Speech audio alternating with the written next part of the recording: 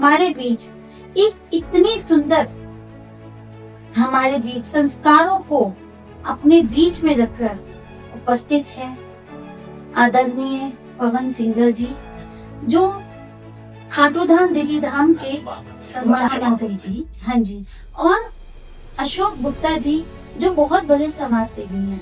और मैं जानना चाहूंगी सर कि इस समाज में आज शिक्षा हमारे लिए बहुत महत्वपूर्ण है, हमारे बच्चों के लिए बहुत महत्वपूर्ण है। सरकार शिक्षा को लेकर बहुत बड़े बड़े कदम उठा भी रही है और उस पर कई लोग इसका लाभ भी उठा रहे हैं, मगर कहीं ना कहीं कुछ ऐसी चीजें रह जाती है आप नहीं कर सकते, जो उनकी कुछ पारिवारिक जिम्मेदारियां हो जाती हैं या पारिवारिक कारण हो जाते हैं। मैं चाहती हूँ सर कि आपकी जैसी संस्थाएं आकर उन मैं जानकारी भी रखती हूँ कि कई लोगों को शिक्षाएं दिलाई आप लोगों ने, तो मैं जानना चाहती हूँ सर किस तरह से और शिक्षा के लिए आप लोगों ने नीतियाँ रखी हैं और शिक्षा के लिए और कैसी नीतियाँ होनी चाहिए, और आपका परिचय जानना चाहती हूँ। सबसे पहले तो सुलेखा अग्रवाल जी, आपका बहुत बहुत धन्यवाद। आपने विचारों की उड़ान पर मुझे आमंत्रित किया। एक इतना सुंदर नाम आपके चैनल का, ये विचारों की उड़ान, जिसमें कि आप ऐसे विचार प्रस्तुत करेंगे जो कि समाज के लिए उपयोगी होंगे। मैं आपको बहुत बधाई देता हूँ और मुझे इस चैनल पर आज आपने प्रथम बार बुलाया, इसके लिए मैं आपका धन्यवाद करता हूँ। मेरा परिचय, मैं एक सामाजिक कार्यकर्ता हूँ, पवन सिंघल मेरा नाम है। खाटू श्याम दिल्ली धाम का मैं राष्ट्रीय महामंत्री हूँ। अखिल भारतीय अग्रवाल संगठन दिल्ली प्रदेश का मैं मुख्य सलाहकार हूँ। पैनोरमा ग्रुप के नाम से हमारा व्यवसाय है, जिसमें हम मीडिया से भी जुड़े हुए हैं।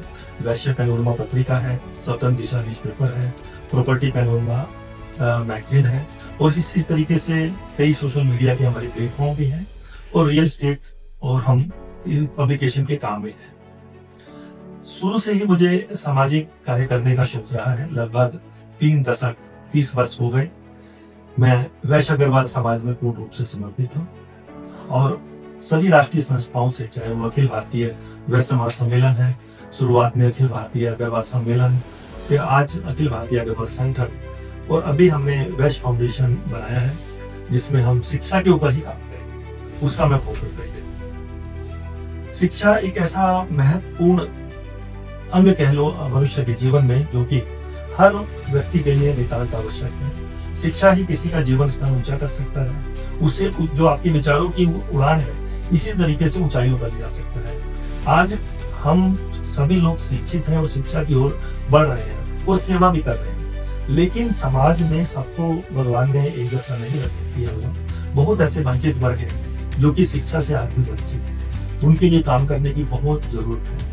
समाज से भी अनेक संस्थाएं काम कर रही हैं, अनेक उद्योगपति अपने फाउंडेशन के माध्यम से काम कर रहे हैं, लेकिन बड़ा दुख होता है जब देखते हैं कहीं रेड लाइट पे गाड़ी खड़ी करते हैं तो वहां पर छोटे छोटे बच्चे जो भीख मांगने आ जाते हैं, मन बड़ा करुणा से भर जाता है। ये ऐसे बच्चों के लिए कुछ ना कुछ होना चाहिए कि उनको, समाज की हर व्यक्ति की ये जिम्मेवारी है कि समाज के निम्न वर्ग के बच्चों को अलाउ करें, उनको शिक्षा में आगे लाएं, उनके जीवन स्तर को बढ़ाने में सहायता करें। वो बच्चे उस सड़क पर क्यों आ रहे हैं, वो कूड़ा क्यों गिर रहे हैं, उनके ऊपर वो जिम्मेवारी उनके पेरेंट्स ने डाली या समाज ने डाली, ये हमें सोचने का विषय है। हम इन सब चीजों से ऊपर उठकर उनका जीवन स्तर ऊंचा उठाएं, ये हमें इसका चिंतन करना चाहिए। समाज में बहुत बड़ा गैप है, कोई बहुत धरातल पर है तो कहीं ऊंचाइयों पर है। ये जो इतना बड़ा गैप है, यही कहीं ना कहीं हमारी एक शिक्षा ही है जो कि इस गैप को कम कर सकते हैं। तो मैं, क्योंकि अशोक गुप्ता जी भी मेरे बड़े भाई के समान है और बड़े पूजनीय है, कुछ विचार इनके भी हम चाहेंगे कि इस विषय पे। हमारे बीच उपस्थित हैं अशोक गुप्ता जी जो हमारे समाज सेवी हैं। सर, मैं चाहूंगी कि आप शिक्षा के माध्यम पर कुछ बताएं। देखिए, शिक्षा का बहुत ही ज्वलंत इशू है, और आपने ये इशू उठा के, ये भी अपने आप में एक सामाजिक सेवा है, क्योंकि हिंदुस्तान में हमें 2 चीजों की बड़ी भारी जरूरत है, शिक्षा और एक स्वास्थ्य सेवा। फिलहाल हम क्योंकि आज शिक्षा पे बात कर रहे हैं, इसमें इसके 2 पहलू हैं। आपने जैसे पहले जिक्र किया, कुछ तो एक पहलू तो ये होगा कि बेसिकली जो बच्चे नहीं पढ़ पाते या उनका माहौल नहीं है। जैसा पवन जी ने कहा कि B1 को देखते हैं तो बड़ा करुणा से मन मर जाता है, तो वाकई मर जाता है। उनको शिक्षा में कैसे लाएंगे, वो एक इशू है। दूसरा इशू ये है कि मान लो आप बच्चा पढ़ रहा है, बीच में उसको कोई ऐसी परिस्थिति हो गई कि उसकी एजुकेशन छूट जाती है, जी उसकी एजुकेशन कैसे पूरी हो, वो एक इशू है। जी आपने माइनर इशू है, इस शिक्षा छूट जाए तो कैसे पूरी करें, जी और इसका ध्यान भी नहीं जाता। नहीं जाता। आज आपने ये इशू उठा के एक ऐसे समस्या पे कंसंट्रेट किया जी कि हम उसको कैसे उसका इंतजाम अरेंजमेंट कर सकते हैं ताकि वो अपनी एजुकेशन पूरी सर, कर मैं सके। जानकारी को लेके मेरी और भी कुछ ऐसी नीतियां हैं, पर मैं चाहूंगी क्योंकि आप लोग बड़ी हस्तियां हैं और आप लोग इस पे काम कर रहे हैं, तो मैं चाहूंगी कि कुछ ऐसी नीतियां बनाई जाए ताकि हमारे जो बच्चे हैं वो शिक्षा से दूर न रह जाए। तो सुलेखा जी, आपने बड़ा अच्छा ये बात कही, लेकिन इसमें क्या है कि जो भी हमारी समाज सेवी संस्थाएं हैं वो समाज के कमजोर वर्ग के लिए हेल्प करती है। जी ऑलरेडी कोई संपन्न हो, अभी तक ऐसे केस जैसे आपने बताया केस आपके ध्यान में आया कि अचानक पेरेंट्स नहीं रहे या फादर नहीं रहे तो बड़ी दिक्कत में वो बच्चे आ गए। और जैसे मैंने बात किया देशबंधु गुप्ता जी हैं अखिल भारतीय अग्रवाल संगठन दिल्ली प्रदेश के अध्यक्ष, उनके कार्यालय में जो भी बच्चा जो गरीब परिवार से है, शिक्षा से वो वंचित नहीं रह सकता, रोजगार से वंचित नहीं रह सकता, वो संस्था इतना काम कर रही है समाज के लिए कि जो सिविल सर्विसेज की तैयारी करते हैं उनको भी हेल्प करती है। अभी जो मैंने आपको वेस्ट फाउंडेशन का जिक्र किया, इसके लिए हमने 1000 गज का प्लॉट भी ले लिया है।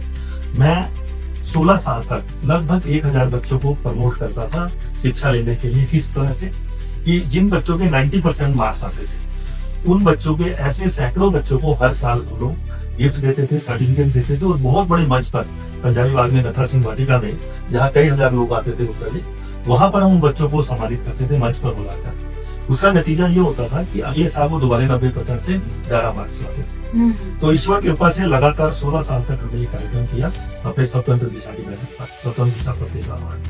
जब कोरोना आ गया तो कोरोना में वो 2 साल मिस हो गया, तो उसके बाद वो कंटिन्यू नहीं हुआ, 16 साल तक नहीं कर पाए। आज जो हम भी शिक्षा के लिए काम कर रहे हैं, हमारा भी टारगेट यही है कि जो समाज के कमजोर वर्ग के बच्चे हैं और हायर एजुकेशन वो लेना चाहते हैं, उनको हम लाइब्रेरी प्रोवाइड करते हैं, जिसमें सुबह 10 बजे से 6 बजे तक वो आके बैठे, निःशुल्क उनको सारी चीजें मिलेगी, वो laptop, books, air condition, hall, और ये बहुत जल्द भगवान की कृपा से पूर्ण होगा ये सपना, क्योंकि उसके लिए जमीन लेनी पड़ेगी। उसी पे एक इस तरीके से भी होगा, रोजगार देने के लिए सेंटर बनेगा, स्किल डेवलपमेंट सेंटर। वो भी हमारे को ऐसा होगा कि बच्चे 25-30 हजार से लेके 50 हजार तक कमाने का बिल करते हैं। तो इस तरीके की संस्थाएं जो मेरे ध्यान में ही आया, ऐसे और लोगों के ध्यान में भी है। अगर आपके ध्यान में ऐसे कुछ बच्चे आते हैं तो जरूर आप एक ग्रुप बना लें, उसके ऊपर शेयर करें। अभी मेरी एक नॉलेज में एक संस्था आई है जो कि ऐसे बच्चों को डायरेक्ट समाज के धनाढ्य वर्ग से हेल्प दिलवाती है। कुछ हेल्पिंग करके कोई दिमाग से नाम उतर रहा है उस संस्था का, और वो संस्था क्या करती है कि जिन बच्चों की एडमिशन IT में हुए, सिविल सर्विस में क्लियर कर लिया उन्होंने, या MBBS के लिए वो क्वालिफाइड हो गए, उन बच्चे क्वालिफाइड तो हो गए, सरकारी में कॉलेजेस में उनको एडमिशन मिल गया, लेकिन वो फीस देने के लिए उनके पास नहीं है। अगर वो 50 हजार लाख रुपए फीस नहीं दे पाएंगे तो उनकी एजुकेशन आगे के लिए रुक जाएगी। वो लोग समाज के ऐसे धनाढ्य लोगों से सीधा पैसा उनको दिलवाते। तो आप इस ग्रुप को और बड़ा कीजिए और ऐसे बच्चों को आइडेंटिफाई कीजिए, और जरूर ऐसे बच्चों को उन तक हम पहुंचाएंगे। और ये तो समाज की सिर्फ हमारी नहीं, सबकी जिम्मेवारी है कि सब समाज जानकारी मिलेगी कि आप लोग समाज के लिए कितनी सारी, उन बच्चों के लिए कितनी सारी व्यवस्थाएं रखकर करे हैं, और चाहे वो चिकित्सा को लेकर हो, चाहे वो शिक्षा को लेकर हो, चाहे आगे उनके रोजगार को लेकर हो।